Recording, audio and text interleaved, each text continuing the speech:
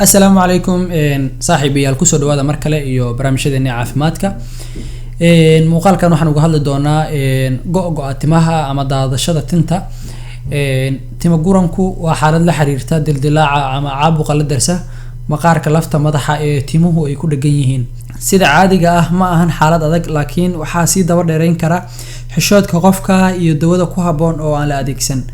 calaamadaha tima go'go'a kow maqaarka madaxa oo toxob iyo jeex yeesha oo qolof fuusho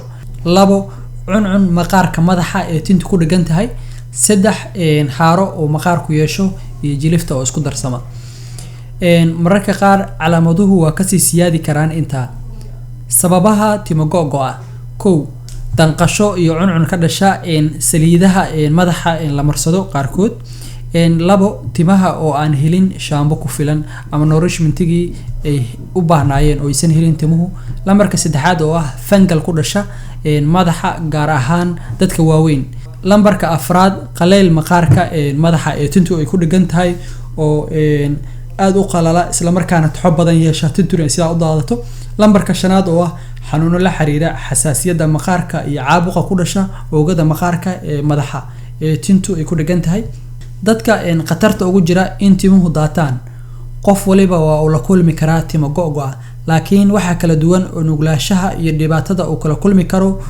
qofku markii timo go'gu uu ku bilowdo inta badan waxa ay ku bilaaban kartaa qofka waqtiga dhalinyarada kuna sii siyaadi kartaa marba marka ka dambeeysa ilaa da'da dhexe waxa kale oo uu ku badan yahay timo guranku ragga waxaana lala xiriiriyaa hormoonada ragga daweynta timo guranka cuncunka iyo toxobta maqaarka madaxa ee timo go'gu uu ka dhasho si fudud ayaa lagu daweyn karaa haddii timo guran aan sidaa u badnayn aad dareemayso si wanaagsan ugu mayro shaambo tayadeeda aad hubto tira ku haboonna ku mayro haddii isbedel imaan waayo soo iibso shaambada dawada ah ee lagula dagaalamo isbedelada maqaarka madaxa iyo timaha waqti kala duwan iyo noocyo kala duwanna isticmaal oo tijaabi mar walba shaambooyinka aad isticmaalaysid haddii aad kala kulanto wax cuncun iyo dulqaadasho la'aan ah iska jooji marka isku day inaad la kulanto takhtar maqaar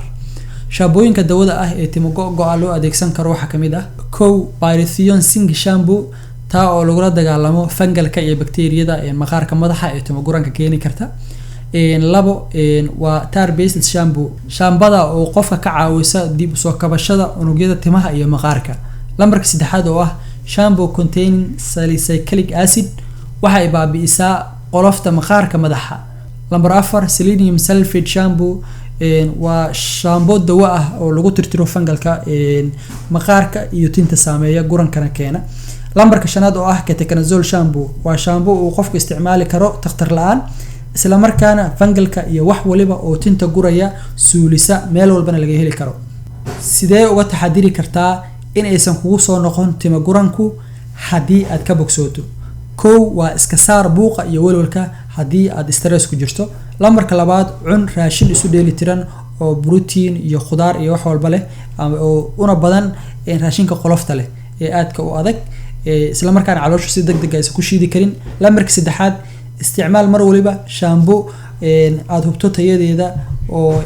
aad mar walba ku meeratid lambarka afraad iska yaree waxyaabaha timaha la mariyo ee kalarka iyo waxyaabaha la xiriira taas kuwaas oo ku keeni kara timo guran iyo xasaasiyad iyo waxyaabo la xiriira oo ku dhasha maqaarka madaxa